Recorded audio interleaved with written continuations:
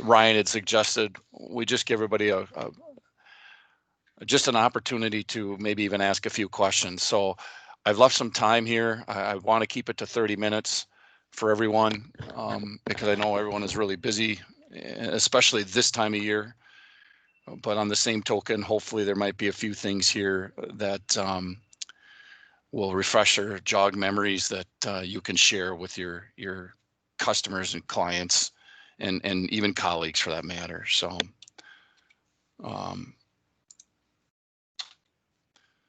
real quickly, some of the things I wanted to discuss would be just some steps to achieving some high quality forages. And for the most part, I always consider these very, very basic. Also, I guess for some housekeeping, if you do have some questions, please don't hesitate to unmute yourself. This is a small enough group to where if you have a question, I'm sure if I'm going through something relatively fast or I jumped over something and it creates a question, if you have it, I'm sure someone else on the call has as well. So don't hesitate to unmute yourself and ask your question, or if you prefer just to raise your hand and type it in, that'll work as well. I'll keep my eye on that. So, but anyways, moving forward here, again, some of the steps to approve or achieving high quality forage. I think number one is by far the most critical. It's just harvesting forage at the correct moisture. I always tell people, and maybe many of you heard me say this, moisture tends to hide a lot of sins when it comes to forage quality. Of course, you can make it too wet. You can make alfalfa haylage too wet, or even grass silages, or even corn silages too wet to create some problems. But typically, more problems occur when that is harvested too dry. Applying the correct additive, whether you're using a microbial product like ProSile inoculant, or you're going directly to an acid like crop cure, making sure you understand which one fits for a particular situation. I'm not going to dive into the real deep details here this morning because of time, but if you run into a situation you're a little concerned whether the microbial, there's enough moisture for the microbial to function properly, or there's just some suboptimal conditions that may not allow the inoculant to perform up to expectations, give me a call. I'll certainly ask enough questions and we can decide which would be the better fit for your customer. You certainly want to pack properly to achieve a high dry matter density score. You want to make sure you cover to provide an effective seal. And I'm going to touch on all these topics over the next few minutes here. And then finally, as part of the storage process is really the feed out, is we want to make sure we manage the feed out process as effectively as we've done everything else. Sometimes this is often overlooked and a lot of bad things can happen during the feed out stage as well. I want to talk a little bit about corn silage first. Proper maturity / nutrient level. In my opinion, it depends, your storage facility sometimes will dictate moisture. But typically you should target whole plant moisture, and I prefer whole plant. So you do burn downs would be a way to go about this. This can be extremely deceiving with some of these tea green varieties. Corn, the kernel can start to dry down relatively rapidly, and you got to remember a lot of the weight is in that corn grain. 50%, sometimes more, of the weight is in the corn grain versus the stover part of the plant. A lot of that can vary as well, depending on the hybrid and the growing season and so forth. But the bottom line is some of these stay green varieties can look very, very deceiving. This stuff can be in the low to mid 60s, and it looks like it's in the 70s. So don't underestimate what can happen here in a good growing season like this year, and doing your proper due diligence with some burn downs and field walks and so forth. But to me, when you're dealing with bunkers and piles with some of our larger beef customers and so forth, which is very, very common, not saying there isn't some upright and bag still used, but typically when you get into the beef side of the business, that's what you tend to be dealing with, is a lot of drive over piles and bunkers, and your moisture should be targeted right around that 68%. The reason for that is our ferment microbes definitely need this moisture to grow properly and efficiently. And dry silage is just typically a slow restricted fermentations. Whole plant dry down rates, like I said, will vary dramatically. Kind of as a thumb rule, it's about a half a point a day. So if you get out there and you start doing some burn downs right now, Typically what you'll lose. Now, last year, as late as the season it was, we weren't losing anywhere near half a point a day. This year, if it's a little drier and it's earlier, we still have a lot of heat. You get some warm, windy days. It's nothing to see a field, if it's dry, lose 2 points in a single day. So don't underestimate the power of the weather and so forth, and how fast the silage can change and get away on you. Length of the chop. Typically chop length, I recommend right around 19 millimeters, which is 3/4 of an inch. Every 6 millimeters is about a 1/4 of an inch for record, but generally provides a good fermentation. The finer we chop it, the better it packs, the better fermentation is going to occur. But again, we also need to understand we have to feed this stuff, and sometimes you need some functional fiber and so forth. But remember, as whole plant moisture declines, our length of cut must be shorter. You know, you get down into the low 60s, let's say under 64% moisture, you need to get a lot closer to 13 millimeters, 12, 13 millimeters than the 19 millimeters when you get under that 65% moisture. And especially when you get towards the 60s, you definitely need to be probably even 3/8 of an inch is where you're probably going to have to be. Kernel processing, it's probably not really necessary if you're dealing with any immature corn silage, and it's greater than 68%, but I don't think we're going to be dealing with a lot of that this year as we did last year or in other growing seasons. Snaplage, some of the keys to success, kernel moisture, typically around that 34 to 36%. And I usually tell people a lot of times that is even before black layer, right before that black layer is formed. Sometimes after that black layer, we can be behind the gate or already behind the horse with snaplage, is getting that total moisture, or what we call entire ear moisture, right around that 40% is where we really want to see snaplage. You start getting snaplage too dry, we don't get the compaction or the fermentation we need to occur to give us the quality feed that we're looking for. Snaplage can have, I call it snaplage, depending on where you're at. I'm talking to some people out west. This is also known as earlage, of course. Basically, it's a chopper with a snapper head. Here in Wisconsin, for whatever reason, it got labeled as snaplage.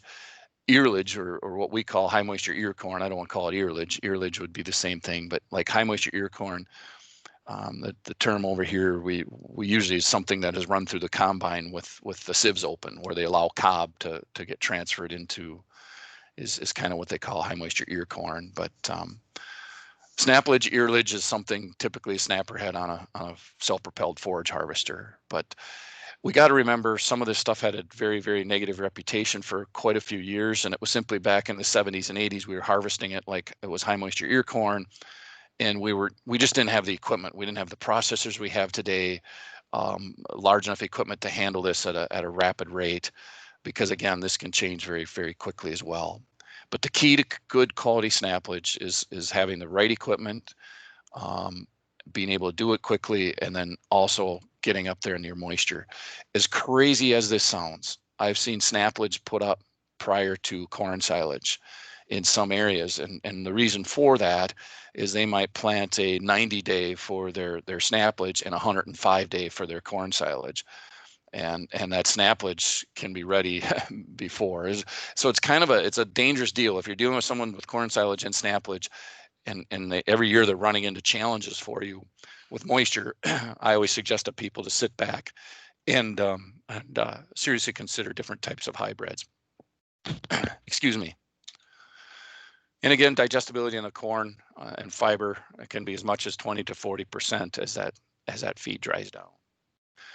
This is a quick picture of what it should look like. If you have that above picture and you're doing snaplage, the horse is out of the barn. This is just simply way too dry, and we're not going to get the results we'd like to see versus what you're seeing in the bottom picture. When it comes to storage, the message I always repeat is if you control air, you win, period. Every aspect you do with storing forages, or what I call high moisture feeds, should be focusing on controlling air. You want to control air both at the time of your ensiling the feed and at the time of feed out. Fermentation versus inoculation. Huge difference here. Fermentation is basically converting sugar to a volatile fatty acid to acidify the feed. What you're trying to do is produce as much lactic acid. There's basically three key volatile fatty acids. There's lactic, acetic, and butyric. The one we are trying to create is lactic acid, and there's many reasons why. But the key reason I always tell people is if we convert this to lactic acid, that is the strongest acid. It's going to lowest our pH the furthest, which is good. It also is the sweetest, most palatable acid, which is good. But probably the third thing, which is most critical, is most of the energy. Basically, fermentation is converting the sugar to this VFA. Sugar is an energy source. If we convert this to lactic acid, the rumen microbes can utilize it very efficiently. So basically what we do is we convert it to lactic acid, we garner 98 to 99% of that energy back for the animal. Where if we allow fermentation to produce a lot of acetic acid or butyric acid, we may only garner 50 to 75% of that energy back. 50% typically in butyric, 75% typically with acetic, because they just can't utilize those acids nearly as effectively. So fermentation is about creating a lot of lactic acid. Now, inoculation is simply flooding the environment with a bunch of lactic acid producing bacteria to produce this lactic acid we're trying to create in the fermentation process. So that's all we're doing. We're just trying to direct the fermentation to our desired outcome, rather than allowing the natural bacteria that is on the plant that we drag from field to storage facility direct to fermentation. Not sure if there's any questions there, but that is the biggest difference between fermentation and inoculation. With inoculation, all we're trying to do is direct the fermentation. Hopefully that makes sense. Some real quick economics of inoculant and why we recommend it. Typically, the biggest thing is inoculants are extremely well vetted. If there's more data, you could fill rooms full of data supporting this technology from an economic standpoint. But dry matter recovery historically has been one of the key reasons of why people want to inoculate. They want to provide the environment for a fast, efficient fermentation. So the faster it occurs, the less heat is produced. It takes calories to produce heat. If we can get this fermentation done in 5 to 10 days versus 21 to 28 days, a lot less heat is produced and a lot more of our nutrients are saved. So the bottom line is dry matter recovery. If you look at some of the independent research with the economics, is you focus on 4.7 to 5.5% is what you're going to start to see. With corn silage, a value of $30 per ton, a 2% improvement in dry matter recovery result in $1.87 per ton in ROI. So the bottom line, how you create this number. So in other words, when I look at dry matter recovery, what is the value of improving it by 2%, which is a very conservative number. Again, this can range anywhere between 4.7 and 10%. So the bottom line is corn silage value at $30, a conservative 2% improvement of dry matter recovery results in about $1.87. 68% moisture corn silage creates about 640 pounds of dry matter. If you take $30, you divide that by your 640, your dry matter value per pound is just under 5 cents. If we increase by 2%, right, 40 pounds of additional dry matter, that results in about $1.87. So typically I like to tell people dry matter recovery dry matter recovery basically covers the cost of your investment. Improvement in feed quality is where the big money is made. Improving animal performance, whether that's you're growing beef or you're feeding lactating dairy cows, is where the large money is made with the inoculant economics. It's improving the forage quality. But I like to point out is this improvement, for the most part, is basically free because your dry matter recovery covers the investment itself. Is that all clear as mud?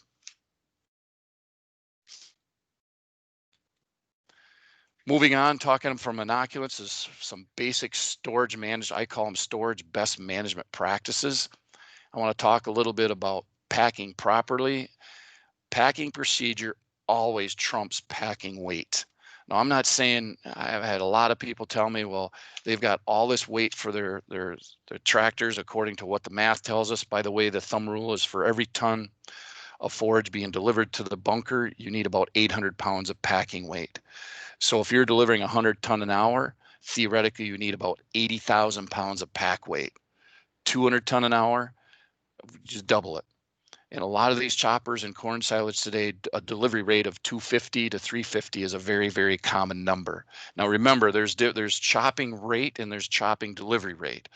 Your chopping rate might be 400 to 500 ton an hour, but you got downtime at the end of fields, and you might only be cutting forage through the chopper 45 minutes of the hour, so your delivery rate is going to drop by 25%. But my point is, delivery rates of 250 to 350 are very, very, very common. So you can start to do the math on packing weight. But again, I want to back up and talk more about packing procedure, which is very, very critical. We buried some load cells to try and determine how much downward pressure depending on the depth of the forage. And I want to share some of these numbers with you. Real quickly, maybe some of you have seen this, but how much tractor weight transfers through the forage. And if you look here, the blue bar is going to represent 0. This is what the tractor weighed when they ran it over the load scales. At 3 inches of forage, you can see what happened. We lost about 1,000 to 1,500 pounds of our downward pressure. By the time you added 5 inches and then up to 8 inches, your downward pressure continues to decline. And basically what we're experiencing there is a bridging effect. In other words, instead of that downward pressure going down, it's going out, and we're not packing this feed nearly as effectively. Now, when this becomes extremely critical is when we're topping off the top of that last 3 to 4 feet of that drive over pile or that bunker. If we fill the bunker very, very quickly and we have a lot of feed coming fast and we have a lot of feed above it, you can get by with a few sins as you begin. But as you get towards the end, you can no longer cheat. That top 3 to 4 feet in a drive over pile is going to represent over 33% of that feed, depending on the size of your pile and so forth. So it's very, very important that that packing procedure is done correctly at this point. This is a picture I took last year. I like to point this out. We had 2 vendors, 5 cutters, 54 trucks, and 10 pack tractors. And I like to always ask people, what's most impressive about this picture? It's simply that every single tractor is sitting on this forage doing what it's supposed to do. You don't see a single tractor sitting on this tarmac. Also, what's really, really interesting is how they back these trucks right up and they dump on the forage rather than out here in the middle of the tarmac, requiring the tractor to spend more time on the tarmac than here. And these tractors come down, they cut. It was poetry in motion watching them fill this drive over pile. Having a tractor, all too often, I'll go somewhere and I'll see this tractor guy waiting for the next load of feed sitting here. Well, the cost of this tractor, the man in it, the blade, the fuel, and everything else is exactly the same, whether he's on the forage or whether he's sitting on his tarmac. And it happens a lot more than you think, which is sad. Some unique packing equipment. These are sheep's foot. Work extremely well. I have a lot of people, I shouldn't say a lot, but a few people that own as well as rent these. These are fairly popular, easy to rent in the fall, because typically road construction crews, by this time of the year, this part of their business a lot of times is already done. So renting availability is much higher than you'd think. Hanging weights and so forth are other ideas to help with the downward pressure. Storage best management practices you want to cover immediately. Usually your ROI on cover. This typically stays pretty similar because as plastic has increased in cost, the value of the forage we're covering. But you got to remember now, this cover is really performing 2 key tasks for us. One, of course, is protecting it from the elements. Without a doubt, we want to protect it from rain and snow and so forth, the forage that we've worked so hard to harvest and spent money on. So protecting it from the elements is the one that a lot of people feel is the most critical. But I want to point out the fact that we need to cover this feed relatively quickly for fermentation to occur. Fermentation is anaerobic. In other words, no air is present. We need that cover to provide an anaerobic environment for that top 12 to 18 inches, depending on how far that air can penetrate. So getting that cover on immediately after you're done packing is critical to enhance the fermentation on the top part of that forage. Hopefully this is what your drive over pile or your bunker looks like from a standpoint of tires. tire to tire to keep that plastic in contact with that forage, again, to improve the fermentation aspect. I back up here, you see a second layer of plastic as well. Sometimes a non-permeable plastic is another good idea. It's kind of like a saran wrap. It's less rigid. During the heating process, fermentation, heat is created. That less rigid plastic will adhere to the top of that forage very, very effectively, creating a very, very good fermentation environment. So depending on your situation, sometimes 2 layers of plastic. And if you do 2 layers, a non-permeable or a 1.5 mil plastic compared to a 5 or 6 mil like you typically see here, which is significantly more rigid. This will work, but you need more tires. That tire to tire is going to be a much better. I share this photo simply because I like these secure covers, or excuse me, secure cover bags filled with pea gravel. These work very, very well to prevent feed or wind from picking up this plastic and creating problems. You just basically move these back, cut the plastic, and move on. I would like to see a few more tires in this particular picture, but for the most part, as you can see, this is managed pretty darn well. I want to kind of close out here and then get to some questions for everyone. Surface spoilage. Do you feed this or do you pitch it? Very real quickly, it does not take a whole heck of a lot of this to destroy a rumen environment, especially if that animal is under a little bit of stress during summer months or whatever may be creating some stress for the animal. Any amount of this can have some huge disruptions. Nothing good can come from feeding some of this stuff. I also like to show a little bit about proper feed out. This is an example of a pile of feed. I was out in Idaho a few years back in January. It was about 20 below zero. And to give you a picture, I wish I would have taken a picture of this, but it was basically a drive over pile. It was about 250 feet wide. And it was kind of dug in all different locations. There was no straight, clean face, but there was loose feed all the way across the front of this. In other words, the feed had not been picked up on a regular basis. It was just loose. Air had penetrated this or had fallen down, and air was reintroduced to this forage. So it's 20 below zero with wind chill. This corn silage bunker was temporarily closed off. It was a situation where a producer had produced corn silage and was selling it to the local dairies. And we were working with a customer at the time that was potentially looking at purchasing this silage. So they want us to go out and take a look at it. This was loose feed on the floor in front. So if you can imagine a face with loose feed at the bottom on the floor. There's visual indications of heat escaping. I'm not sure how well you can see that picture on your monitor.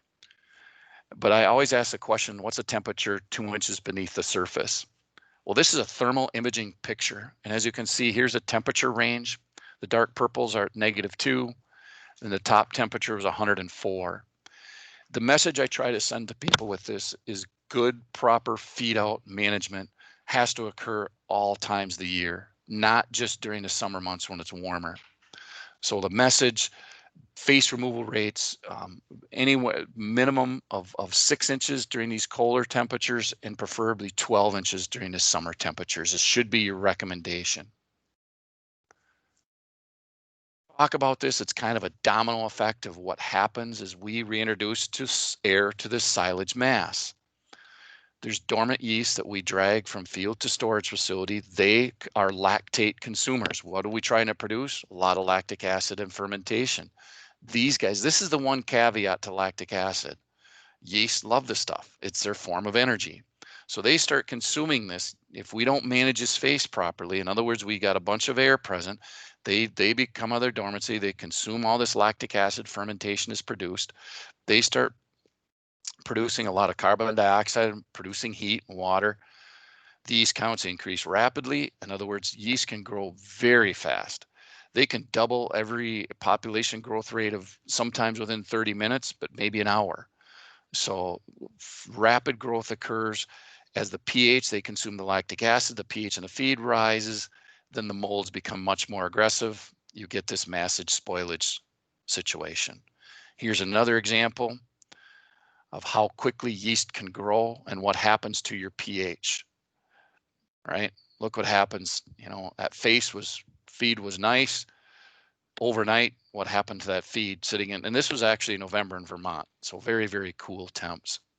Have a few more pictures I want to share with you real quickly. These are new. I just recently took these this summer with a thermal imaging picture.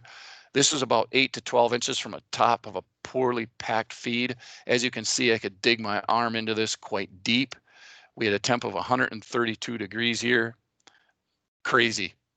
This feed was just, it wasn't packed, it was just heating. You could see some indications of mold here.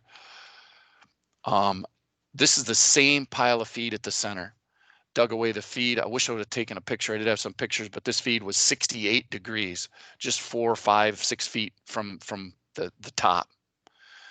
So this was a packing issue problem. This is a textbook example of a packing problem. You could probably go out and find some with some of your situations as well. Now this is packed properly. As you can see, I'm within the top 6 to 8 inches of the top. You can see the skyline. I wanted to make sure I had that in there so you could see the biggest difference. I had a temperature here of just over 70 degrees. This is a compost thermometer, and mine's about 18 inches. So I'm about 18 inches deep here. Again, this is some new, this was a kind of a cocktail mix blend at one of our larger dairies here in Wisconsin. And this was treated with Procyle AP, and this was 14 days after harvest. This producer was ecstatic with the results. Again, I want to try and buzz up. I got a little long here. I apologize, but I do want to open it up for a few questions. Of course, this is a few examples of what I classify as things we want to definitely avoid when we're feeding our feed, or poorly managed. You know, as you can see in this picture, is probably the capital train wreck of the world. That feed is so burned up everywhere, even in the pile itself. We just don't have a smooth face here. This is really what we're striving for. Just higher quality managed face, zero feed. More than likely, I took this picture at the bottom corner before feed out was done for the day. Nice clean faces again. Again, some better managed. To close out, when it comes to application, this is by far one of the most popular water soluble applicators on the market today. There are others. This is what we call DE 1008.5. It's the low inclusion applicator. Again, hopefully many of you, this looks familiar. You've seen many of your customers, and or there's customers on this call that utilize this equipment, or have custom cutters that utilize it. The key things to remember here to help, kind of some basic hacks, I call them. Golf balls is a great hack to throw in the bottom of these. And the reason for that, all water soluble inoculants are going to have some insolubles in them. The insolubles are what we classify as a moisture scavengers to help keep the product viable during the storage at room temperature. So these golf balls kind of roll in the bottom. They agitate these insolubles, keep them in the floating, I guess, so to speak, or keep them higher so they can get pumped through the system. As crazy as this sounds, these insolubles can settle out when there's, you know, overnight when the unit isn't working or you're not moving. And you could add new product the next day, and those insolubles, as crazy as it sounds, will just slide around the bottom of that. To get those re-agitated is much tougher than you realize. So those golf balls just kind of roll around and keep those agitated a little better. Typically, I tell people this system should be cleaned out every 4 to 5 batches of inoculant to flush the system and so forth. During corn silage, it should not need to be bleached if you're staying at it. If you're going to be down, I always tell people, if you're going to be down like 1 to 2 weeks, then you need to consider running a low-grade bleach solution through it to clean up and kill any bacteria that may remain in the system as you get ready for the next crop that would be coming up. So I went longer than I wanted. I apologize. That's typically, I always tend to try to pack 25 pounds of stuff into a 10-pound bag, but hopefully I did help answer a few questions. But if everybody's willing to give me a little more time and stick around, if you do have questions, I'll certainly address them at this point.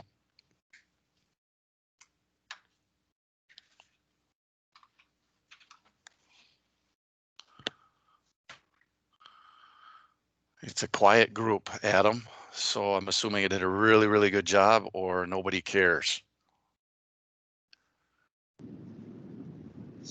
Troy, this is Sarah. I'll ask maybe a silly question, but so the focus of this webinar was really around beef for beef producers.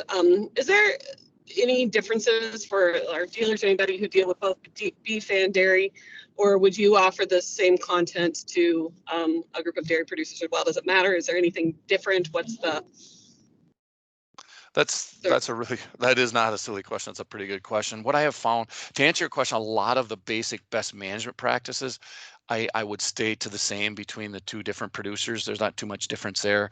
What I do tend to show a difference when I'm in front of dairy producers versus a beef producer is some of the research data. And I didn't go into a lot of that today for time's sake, but the research data supporting the return on investment of treating forages with a high quality procile inoculant.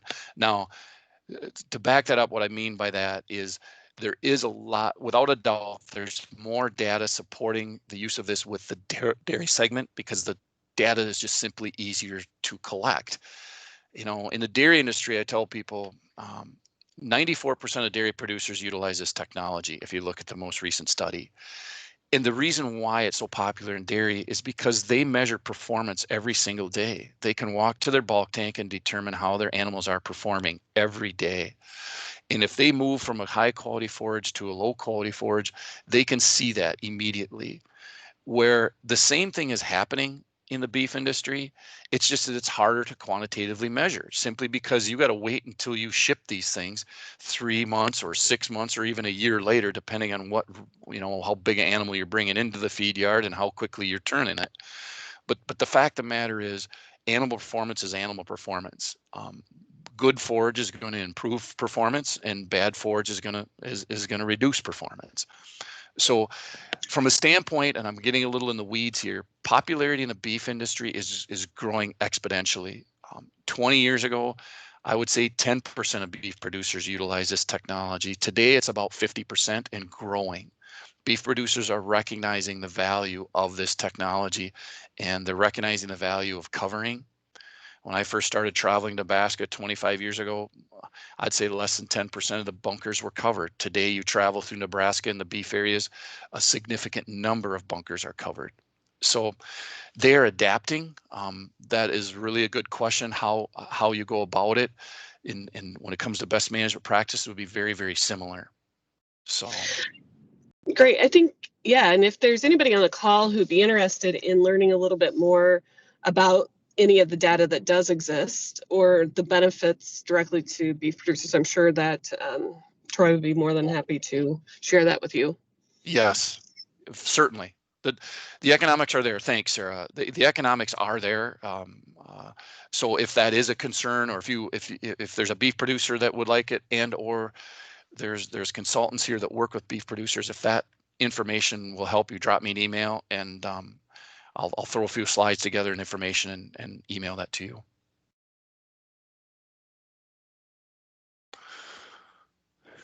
I should have probably put my phone number on here. If I can give that real quick too. If anybody's on here doesn't have my phone number, my number is 612-850-8403. Again, 612-850-8403. And then I can send you an email, and if you want to call me and so forth, and we can start exchanging things on email as well. So again, if there's other questions that pop up as you're driving down the road, I always tell people, please don't hesitate to call. I appreciate everyone's time here this morning. With that said, I'll let everyone go, and safe travels. Take care, everyone.